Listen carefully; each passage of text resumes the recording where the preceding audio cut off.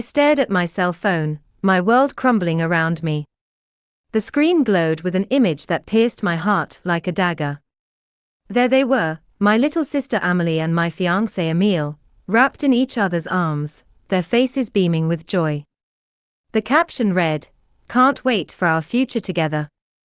Those simple words felt like a punch to my gut, knocking the wind out of me. My hands trembled, barely able to hold on to the phone. The walls of our home, once filled with love and warmth, now seemed to close in on me, suffocating me with betrayal. Suddenly, the sound of the front door opening jolted me back to reality. Emile walked in, his face lit up with that charming smile I once found so endearing, oblivious to the emotional storm that was about to hit him. "Renee," he called out casually. I stood there, my heart pounding.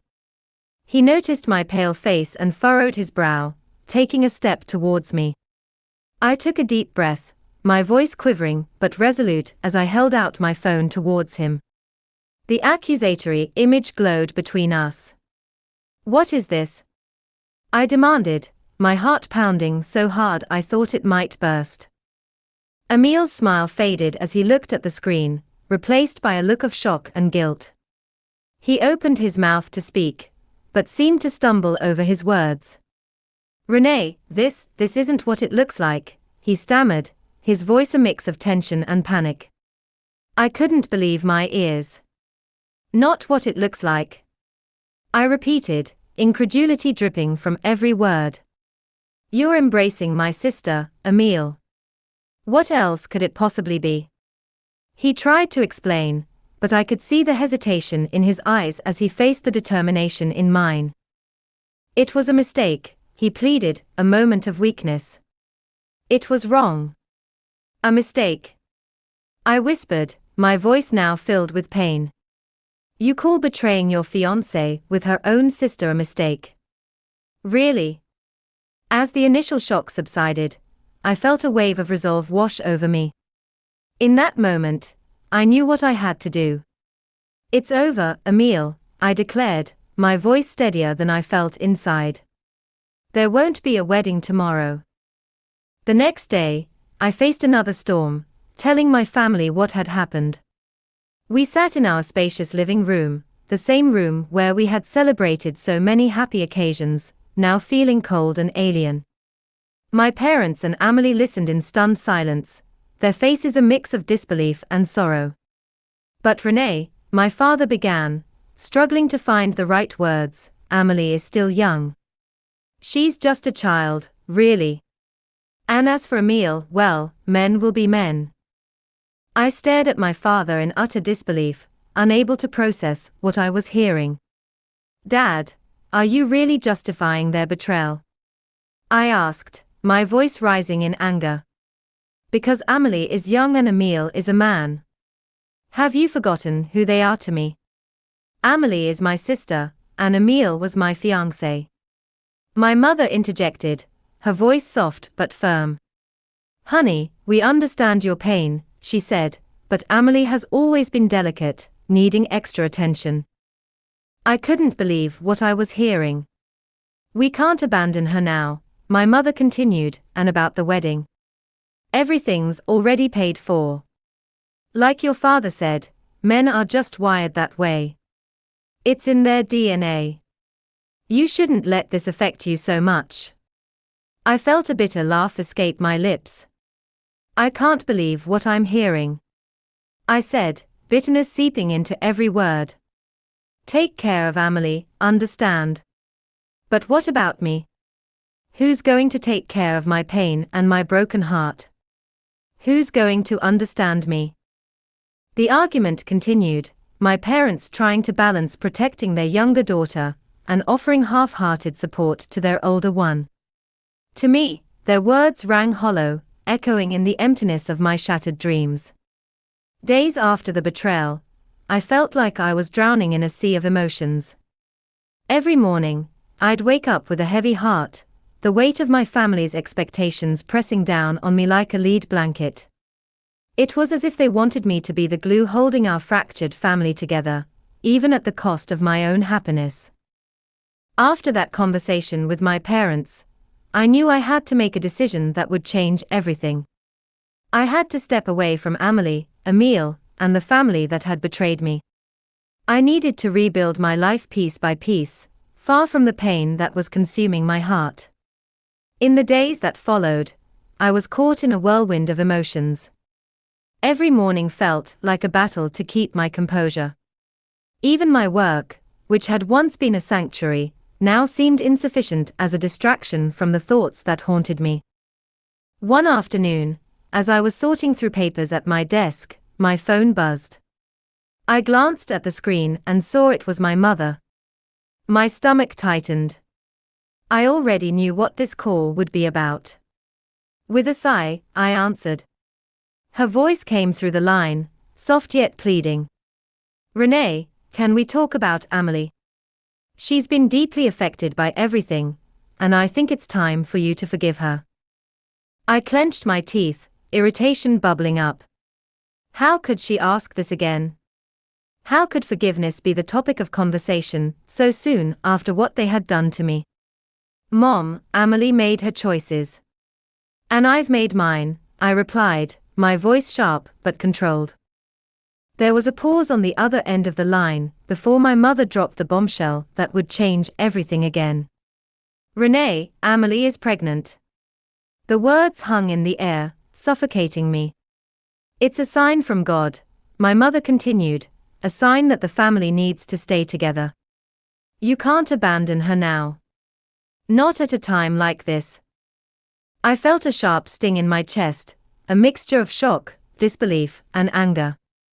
I asked, my voice trembling, why am I always the one expected to fix everything? Amelie didn't think about me when she got involved with Emile. Why should I now be the one to sacrifice? My mother remained silent for a moment before responding with words that stung deeply. You've always been the strong one, Renee. We're counting on you to keep this family together. Don't be selfish. I closed my eyes, feeling the weight of her expectations pressing down on me. Keeping the family together doesn't mean accepting betrayal and pretending nothing happened, I replied, my voice now trembling with emotion. I love you all, but I can't do this. After hanging up, I felt a mix of relief and sadness. I knew distancing myself from Amelie was the right decision for me, but the pain of rejection from my family still burned. I found myself questioning why I had to be the one to compromise, why my pain wasn't important. Staring at the empty room, I thought about how they kept talking about family, but where were they when I needed them? They wanted me to be the glue holding everything together, but at what cost? In the quiet of my living room, I let my mind wander, memories of childhood, happy times with Amelie, promises made with Emile, they all seemed like part of a distant past now. I whispered to myself, I'm not the same person anymore. This betrayal has changed everything. It's changed me. I knew I needed a fresh start away from this small town filled with memories that were once happy, but now painful. I needed a place where I could rediscover myself, a place where I could be myself again, free from these shadows that had been chasing me, a place where I could heal and rebuild my life on my own terms. With newfound determination, I made plans to leave, and within a week, I was gone. I was alone, but I was resolved to walk this necessary path for my recovery and peace of mind. Years passed after I left my hometown, years marked by struggle and personal growth. I found solace in my work and an independent life in the big city. The memories of my past life and those who had hurt me still echoed in my heart, but with less frequency and intensity. On a quiet Saturday morning, the silence was broken by a rare call from my mother. My cell phone rang, and I answered with a mix of hesitation and filial obligation. Mom, I thought to myself. She asked if I was doing well, her voice cautious as it always was during our infrequent conversations. I replied that I was fine, keeping our exchange brief and superficial as usual. She said she was managing, then hesitated before getting to the point of her call. It was about Amelie and her children. My heart clenched as she told me that Claire and Olivier had started asking questions about me. They had seen old photos and wanted to know who the other girl with their mom was. I felt a pang in my chest. I had never personally met Amelie's children. I asked Mom what she had told them. She said she described their aunt as a loving, successful woman who lived far away and was very busy, but the kids were persistent. Especially Claire, she said. Claire seemed to have inherited my temperament, always asking questions and wanting to know more about the Aunt Renee she'd never met. I took a deep breath, feeling a whirlwind of emotions. I told Mom honestly that I didn't know how to handle this information, unsure if I could open that door again. She spoke gently, saying she understood but wanted me to know. She reminded me that the children were innocent in all of this. Yes, they are innocent, I murmured thoughtfully. After hanging up, I sat staring into space, my mind whirling. The idea of my sister's children, two little ones growing up with questions about me, was something I hadn't considered. I felt bewildered by the complexity of the situation. On one hand, there was the innocence of the children, and on the other, the painful betrayal that still pulsed in my heart. After days of contemplation, I made a firm decision to continue moving forward without looking back. I had been focusing on my career and the new life I'd built for myself. There was no reason to bring that old pain back into my life. But fate, it seemed, had other plans. I was at my office, buried in work, when my cell phone rang with an unknown number. Hesitantly, I answered with a simple, "Hello." The voice that responded sent shivers down my spine. It was a voice I hadn't heard in years. My sister, Amelie, was on the other end of the line. I couldn't believe it. My hand trembled as I held the phone. "How dare you call me?"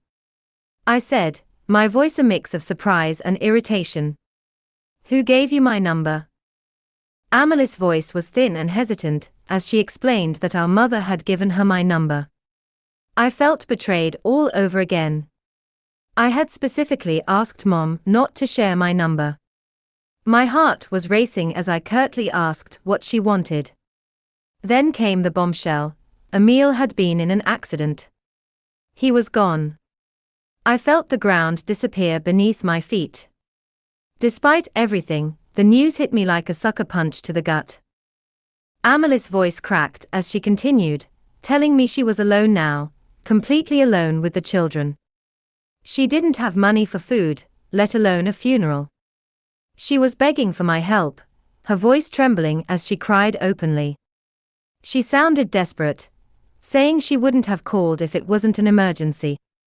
Before I could process this information and respond, my phone beeped with another incoming call. It was our mother. Almost unconsciously, I ended the call with Amelie and answered Mom's call. Mom's voice was filled with anger and deep sadness, as she asked if I'd heard about Emile. She told me it was time to let go of my stubbornness. Her words hit me like a slap. "Emile is dead, Renee. It's time to kill that selfish pride of yours too." I felt a whirlwind of emotions, anger, sadness, and guilt all mixed together. "Mom, this isn't about stubbornness," I said, my voice tight. "This is about family." Mom's voice was full of accusation, as she reminded me that my sister needed me now more than ever. She asked if I was really going to turn my back on my sister and her children in their time of grief. I hung up the phone, feeling suffocated by the pressure and expectations. In my mind, my sister's and mother's words were mixing with painful memories from the past. Emile's betrayal, his death, Amelie's betrayal, and now the vulnerability of two innocent children. I was facing a moral and emotional dilemma that felt impossible to navigate. I knew that helping Amelie and her children meant reopening old wounds, but ignoring their suffering didn't feel right either. I kept asking myself how much my own pain could justify refusing to help. Tormented by guilt and inner doubts, I made the decision to return to my hometown. With each mile I drove, I berated myself. Am I being selfish? I muttered, trying to justify my decision. They are just children, they are innocent in all this. The familiar streets of my childhood felt like a journey through time, each turn stirring up memories I had tried so hard to bury. When I arrived, I headed straight to my parents' house, my heart pounding like a drum in my chest. The reunion with Amelie was far from warm, no embraces, no tears of reconciliation, just a tense silence and averted gazes. Amelie showed no signs of remorse. Instead, she seemed to view my presence as some kind of victory. "So, you finally decided to show up," she said, her voice dripping with cold bitterness. "I thought your pride wouldn't allow it." I swallowed hard, feeling a wave of conflicting emotions wash over me. "I'm here for the children, Amelie," I managed to say. "They shouldn't suffer any more than they already have." "Oh, right. For the children," Amelie responded with a forced smile. "Well, since you're here, you can help with the funeral arrangements. It's the least you can do, after all." The atmosphere in the house was suffocating, every conversation feeling like an emotional battle. Each glance from Amelie felt like a reminder of my pain and betrayal.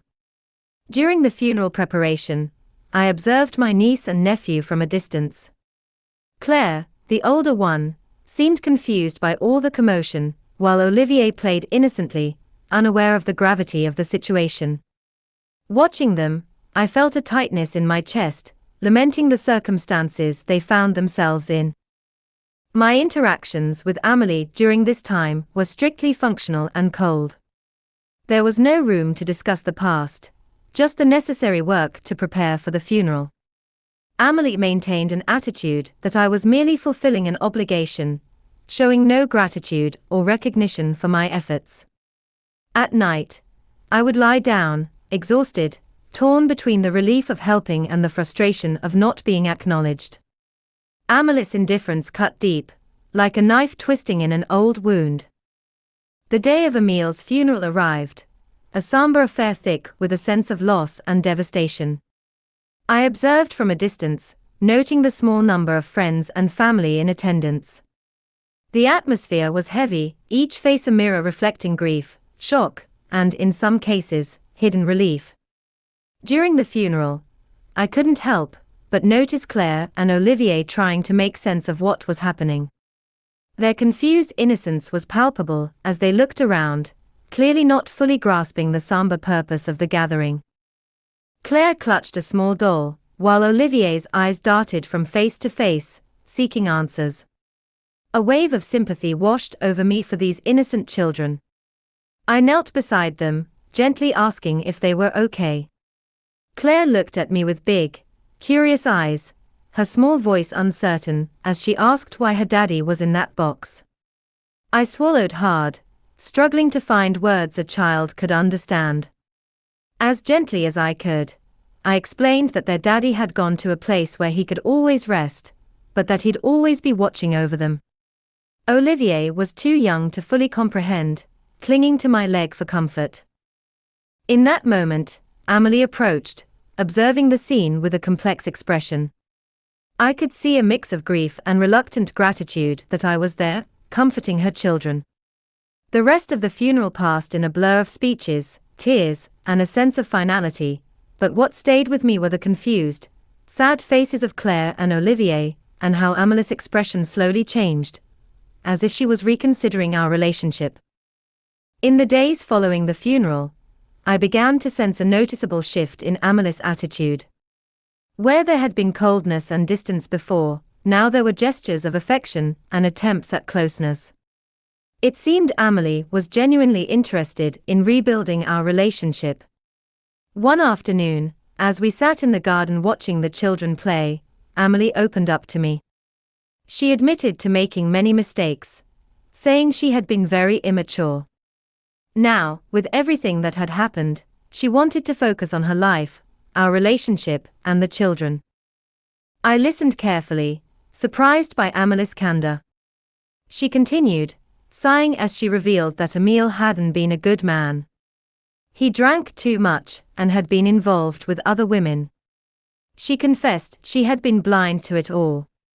Amelie's voice cracked as she told me Emile had been drunk during the accident, crashing his car into a telephone pole, a lonely and foolish death. I felt a mix of pity and anger wash over me. That could have been me, I thought, considering how different my life might have been. Amelie looked at me with what seemed like newfound sincerity, saying she wanted to change, for herself and for the children. She expressed a desire to truly be sisters again. I was still cautious, but I began to consider the possibility of forgiving Amelie and rebuilding some kind of relationship. The idea of the children growing up with some semblance of family normalcy started to feel more important than holding on to past grudges. My voice trembled as I told Amelie I'd think about it, acknowledging it wouldn't be easy considering everything that had happened. Amelie responded that she understood, not expecting everything to change overnight. She placed her hand on mine, saying she was ready to try if I was. The rest of that day was filled with lighter conversation, childhood memories, and even a few embarrassed laughs. I felt a complex mix of emotions, caution, hope, and a hint of cautious optimism. I managed to get permission from my boss to work remotely, extending my stay in my hometown.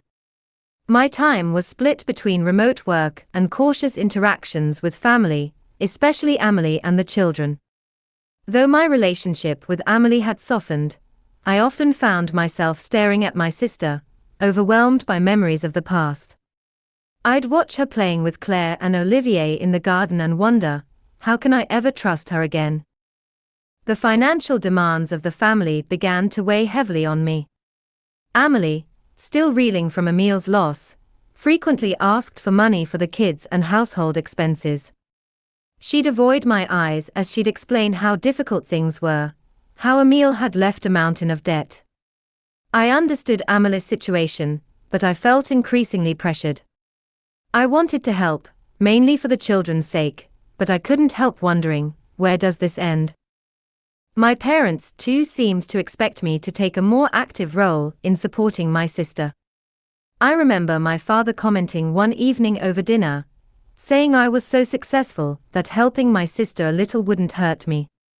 I tried to keep my composure as I responded, explaining that I was helping, but I had my own responsibilities too. My mother, always the peacekeeper, chimed in, asking what responsibilities a single woman without children could have. She reminded me that Amelie was going through a tough time, having lost her husband. With each request for help, I felt more torn. I questioned whether my family really needed the help, or if they were just taking advantage of my goodwill. Am I being used? I'd ask myself, my heart heavy with doubt. Despite my doubts, I continued to help, mainly for Claire and Olivier's sake. I didn't want the children to suffer any more than necessary, but as the days passed, I felt the line between helping and being exploited becoming increasingly blurred. As days turned into weeks, the dynamics in my parents' house focused more and more on me taking on responsibilities. Amelie couldn't maintain the apartment she had been living in and ended up moving in with the kids to our parents' house, complicating the situation further. I was so caught up in my desire to help, especially the children, that I didn't fully realize how much I was being taken advantage of. The bills seemed to multiply daily, and I was often relied upon to cover them. My mother would ask me to help with the electricity bill, using a tone that made it hard for me to refuse. I felt the weight of these requests, but I chalked it up to the family's difficult circumstances. This is temporary, I'd tell myself, trying to ignore the growing unease within me. It's just until things stabilize. Meanwhile, Amelie was becoming increasingly dependent on me. She casually commented that I wouldn't mind as she asked for another transfer to cover the kids' school expenses. Her nonchalance felt like a dagger to my heart, twisting with each request. One afternoon, as I was taking out the trash, I noticed a man working in the neighbor's yard. He was tall, with brown hair a bit disheveled from outdoor work. When he noticed me, he paused and approached with a friendly smile. He introduced himself as Henry, extending his hand and mentioning that I was Renee, the Wallace daughter, who had recently returned. I was surprised he knew my name, but I couldn't help but smile as I shook his hand. Henry pointed to his house, explaining he lived right next door. He offered his condolences for my brother-in-law, my sister's husband. His words brought a bitter taste to my mouth, reminding me of all the circumstances that had led me here. I forced a smile and thanked him, admitting it had been a complicated time. Henry tried to keep the conversation light, asking if I had any acquaintances here and acknowledging how difficult it must be to readjust after being away for so long. I explained that I hadn't been out much since returning, working remotely and having many responsibilities at home. There was a strange comfort in talking to Henry. He mentioned that he also worked remotely and offered to show me around the neighborhood, grab coffee, or just get out for a bit if I needed a break. His encouraging smile was like a breath of fresh air in the stifling atmosphere I'd been living in. I found myself smiling at the idea, genuinely attracted to the prospect. I thanked Henry, telling him I might take him up on that coffee invitation someday. As Henry said goodbye and returned to his yard, I went back inside, my mind lingering on his invitation. For a moment, I allowed myself to imagine a life beyond the walls of my family home, a respite from the suffocating family dynamics. The weight of family responsibilities continued to grow heavier. Amelie and the kids were now permanent residents in our parents' house, and each day seemed to bring new expenses and needs. Reluctantly, I found myself increasingly entangled in the household demands, paying bills and covering various necessities. One morning, as I was preparing coffee, I overheard my parents talking in the living room. My father was complaining about the rising household bills. My mother sighed and responded that at least they had me, with my good job and lack of other responsibilities. Hearing those words, I felt a mix of frustration and sadness wash over me. I questioned whether they truly understood the burden I was carrying. Feeling like the family bank, I stepped out onto the terrace, trying to escape the whirlwind of emotions swirling inside me. The fresh air hit my face, a stark contrast to the stuffy atmosphere of the house. As I sat there, I saw Henry passing by our house. He noticed me and approached with that friendly smile of his, asking how I was doing. I was surprised but secretly relieved for the interruption. I forced a smile, telling him I was fine, just a bit overwhelmed with work and other things. Henry, bless his heart, suggested I come over to his place for coffee, saying a change of scenery might do me good. I hesitated for a moment, but then thought, why not? It did sound like a wonderful idea. Sitting in Henry's kitchen, sipping coffee, I felt myself relax for the first time in weeks. We chatted about music, movies, and life in general. Henry was a good listener, with a calm demeanor that put me at ease. I found myself curious about his life, asking if he'd always lived here. He explained he'd moved here a few years ago, getting a good deal on the house. Then he asked if I planned to stay after my family situation was sorted out. I sighed, admitting I hadn't decided yet. Everything felt so complicated, like I was being pulled in a million different directions. Henry commented on how responsible and caring I'd always been towards my family.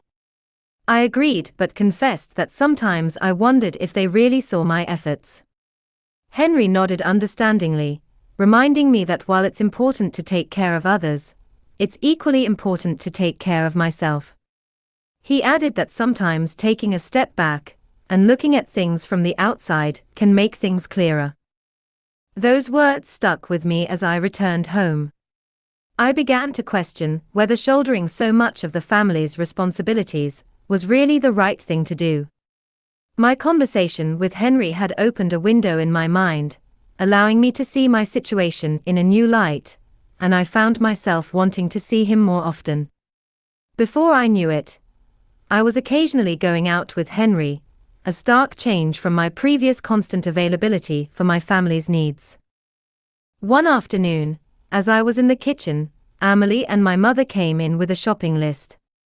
My mother asked if I could go to the market for chicken and other necessities for dinner. Amelie chimed in, reminding me not to forget dessert, as the kids always looked forward to it after dinner. I hesitated, remembering I had already made plans with Henry for that evening. With a deep breath, I told them I had plans to go out with Henry, suggesting they could go to the market themselves or ask Dad to go with them. The disapproval on my mother's face was as clear as day. She frowned, her voice dripping with judgment as she commented on how much time I'd been spending with Henry lately. My father, overhearing the conversation, entered the kitchen. His words hit me like a hammer, saying they were relying on me and this wasn't the time to be distracted by neighbors. I felt frustration bubble up inside me, hot and insistent. I reminded them that I had a life too, that I couldn't always be available for household matters. The silence that followed was thick with tension, you could have cut it with a knife. My mother sighed, her words a thinly veiled guilt trip about not wanting me to forget my family. She suggested this new friendship might be pulling me away from them, the accusation in her voice clear, as she pointed out, I was choosing dinner with a stranger over family. Their eyes, full of reproach, bore into me like lasers. Later that evening, I found myself at dinner with Henry, feeling a strange comfort in sharing my situation with him. His eyes lit up as he suggested we take a trip, maybe to the beach, or explore that mountain trail I'd mentioned wanting to see. He insisted I needed a real break, away from everything. I couldn't help but smile at the idea, it sounded like a dream. I could almost feel the sea breeze on my face, or imagine the crunch of leaves under my feet on a mountain path. Henry continued painting a vivid picture of renting a small cabin, hiking, trying local cuisine. As he spoke, I found myself getting lost in the fantasy of the trip, but suddenly, reality came crashing down like a bucket of cold water. I interrupted him, saying I wasn't sure I could afford a trip right now. The surprise on Henry's face was palpable. He reminded me that we both had good jobs and no children, wondering where my money was going. I hesitated, feeling a wave of discomfort wash over me. I explained that I'd been helping my family quite a bit, especially since Amelie and the kids moved in. Henry nodded, but I could see the concern etched on his face. He acknowledged my desire to help family, but gently suggested I needed to think about myself too. His words hit home, as he asked if I thought I was shouldering too much financial responsibility. I felt myself becoming defensive, like a turtle retreating into its shell. I found myself defending my actions to Henry, insisting they were my family, and I was just fulfilling my role. Henry's gentle response was like a warm breeze, reminding me not to forget about taking care of myself. He pointed out how easy it is to lose sight of how much we give and how little we receive. A moment of silence fell between us, heavy with unspoken thoughts. Then, with a smile that could melt butter, Henry offered to pay for the trip. I shook my head, feeling a mix of gratitude and discomfort. I told him I appreciated the offer, but I needed to solve this on my own. Henry's understanding nod was accompanied by an assurance that he was there for me, whatever I needed. As we parted ways, a thoughtful atmosphere lingered around us. On my way home, Henry's words played on repeat in my mind like a broken record. I found myself questioning his intentions. Was he just trying to help, or was he overstepping? That night, my head was a whirlwind of doubts and uncertainties. I tossed and turned, wondering if my family truly understood the sacrifices I was making. Was I being taken advantage of, or was I just being selfish? I woke up earlier than usual the next morning, last night's conversation still echoing in my thoughts. I tried to reassure myself that I was doing the right thing by helping my family. They need me now, I told myself, ignoring the nagging voice of doubt. As I was getting ready to start my day, I heard voices coming from the living room. My mother and Amelie were talking in hushed tones, their voices laced with urgency and concern. Curiosity mixed with a tinge of unease as I quietly moved closer to hear better. Amelie's voice, filled with anxiety, reached my ears first. She was telling Mom that if I continued seeing that neighbor, I might eventually leave them. My mother's calculated response sent chills down my spine. She agreed, saying they needed to keep me focused here with them. She mentioned how much of a financial help I had been. Amelie continued, suggesting they needed to make me feel needed and indispensable. She worried that if I started thinking too much about myself, their source of money might dry up. My mother's conspiratorial tone made my blood run cold as she suggested creating more financial emergencies to keep me hooked, all while they continued to save money. My heart started racing, and I felt a knot forming in my stomach. Their words cut like knives, revealing a truth I hadn't wanted to see. I had been manipulated and used by my own family. Amelie added, worry evident in her voice, that the more I got involved with Henry, the riskier it became for them. She feared he might plant ideas in my head, making me see the situation from a different angle. Trembling from this revelation, I quietly retreated. I felt a whirlwind of emotions, sadness, anger, and betrayal swirling inside me like a tempest. Henry's words echoed in my mind, and I realized with a heavy heart that he had been right all along. I was being exploited, my family interested only in what I could provide, not in my happiness. That day, I watched Claire and Olivier playing in the garden, their laughter and shouts filled with the innocence and joy unique to childhood. My chest tightened as I observed them, knowing I was about to make a decision that would forever change my relationship with them. I reflected on the painful, undeniable open wound of truth about Amelie's manipulation and my mother's complicity. Amelie will never change, I thought to myself, a bitter taste in my mouth, and mother will always protect her baby, her eternal child, no matter what happens. The pure smiles of my niece and nephew, oblivious to the adult's malice, struck a chord deep within my soul. I knew that by removing myself from this toxic environment, I would also be distancing myself from them. They're just innocent children in this situation, I thought, feeling a profound sadness wash over me. I approached them, crouching down next to Claire. That's a beautiful drawing, Claire, I said, trying to keep my voice steady. Claire looked up at me with a beaming smile that nearly broke my heart. She told me the drawing was for me, because she wanted me to be happy. I hugged Claire tightly, fighting back tears that threatened to spill over. Then I turned to Olivier, who came running and threw his arms around me. His eyes sparkled as he asked if I would play with him too. Of course, Olivier, I replied with a smile that barely masked my pain. As we played together, tears silently rolled down my cheeks. I knew I was quietly saying goodbye to them, a heart-wrenching decision, but a necessary one. I could no longer stay in that house, living in lies and being exploited by the very people I was supposed to love and protect. That night, after hours of soul-searching, I decided to call Henry. My heart pounded like a drum as the phone rang. When he answered, I took a deep breath before speaking. "Henry, can we talk?" I blurted out as soon as he picked up. His voice, tinged with concern, asked if something had happened. My voice trembled as I confessed to Henry that I had overheard a conversation between my mother and Amelie. They were plotting ways to extract more money from me, and I couldn't bear to stay in that house for another day after learning this.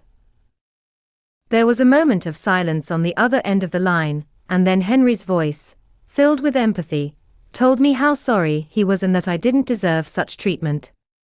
With a mix of hope and desperation, I asked if his offer for a trip was still valid. I told him I wanted to accept it if it was, but I insisted on repaying him in full. I suggested we could leave early the next morning since we could both work remotely. "I need to get out of here," I said, my voice cracking. Henry's response was like a lifeline thrown to a drowning person. He assured me he was on my side and would go wherever I wanted to go.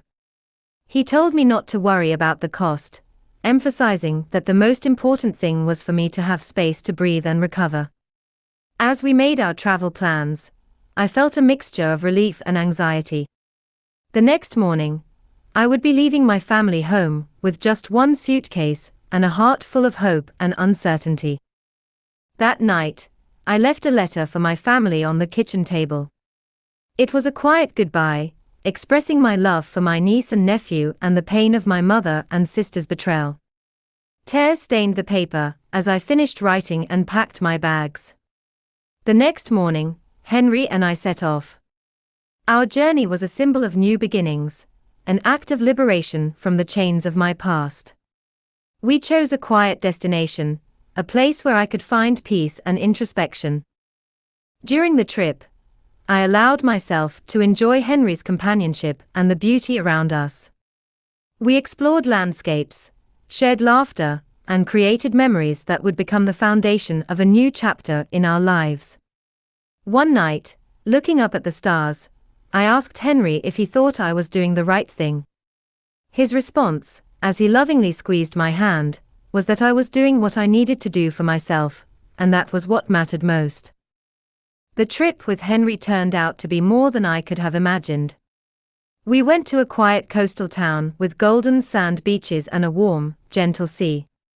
During the day, we explored the natural beauty, took long walks, and savored local cuisine. At night, we shared deep conversations and laughter while watching the sunset. I had never felt so free in my life. As the days passed, I discovered more about myself, uncovering parts of me that I had forgotten or never known existed. Henry was a wonderful companion, caring, understanding, and always trying to make me smile. It was during a candlelit dinner, with the soft sound of waves in the background, that I realized how much I had fallen in love with Henry. He held my hand across the table and told me he never thought he'd meet someone like me, and that these past few days had been special. I looked into his eyes and saw a reflection of my own feelings. I told him I felt the same way, that he had brought light into my life when I needed it most. I knew the time had come to make a decisive decision about my future. My heart was racing as I asked Henry if he'd consider coming back with me to my home in the big city. Henry's loving smile warmed me as he said he'd go anywhere with me. He promised to be with me within a month, after making arrangements to rent out his house. True to his word, Henry moved in with me less than a month later, having already prepared everything. 4 years, Henry was a wonderful partner, always supporting my decisions and wishes. He became my anchor, constantly reminding me that I didn't need to be manipulated or exploited by anyone. Together, we built a life based on mutual respect and love. The first few years without contact with my family were challenging for me. The absence of my niece and nephew weighed heavily on my heart. However, as time passed, I recognized that cutting ties was the healthiest decision I could have made for my own well-being. After settling together in the big city, Henry and I began to build a new life filled with love and understanding. Our bond grew stronger each day, rooted in trust and mutual support. As time went on, the idea of having a family naturally began to surface in our conversations. One day, sitting together in a local cafe, watching people pass by, I broached the subject with a hint of hesitation in my voice. I asked Henry if he'd ever thought about having children. Henry's eyes, filled with affection, met mine as he admitted he had been thinking about it. He said he could imagine having a family with me and that he thought I'd make a wonderful mother. I felt a wave of emotion as I smiled, admitting that given my family situation, I'd always been scared to think about it.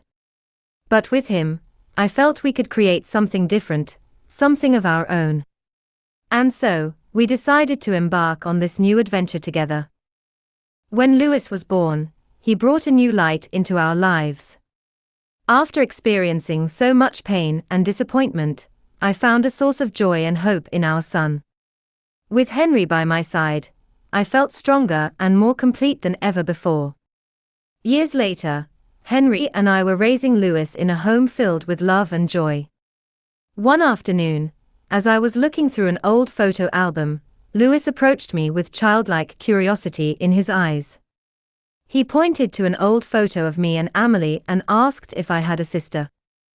I slowly closed the album, looking at my son with a mixture of sadness and love. I told him no, that she had passed away a long time ago. I knew the answer wasn't literally true, but to me, the sister I once knew and loved had vanished, replaced by a stranger I could no longer recognize. I looked up and saw Henry lovingly preparing something in the kitchen. With him, I had found a new home, a new family. Love, honesty, and support were the foundation of everything we had built together. In that moment, despite all the pain and loss I had experienced, I realized I had found my true place in the world. With Henry and Lewis by my side, I felt complete. If you enjoyed this story, please hit the like button and subscribe to our channel. This helps us continue providing new stories almost daily. Don't miss another amazing story now showing on your screen. Thank you for your support. See you next time.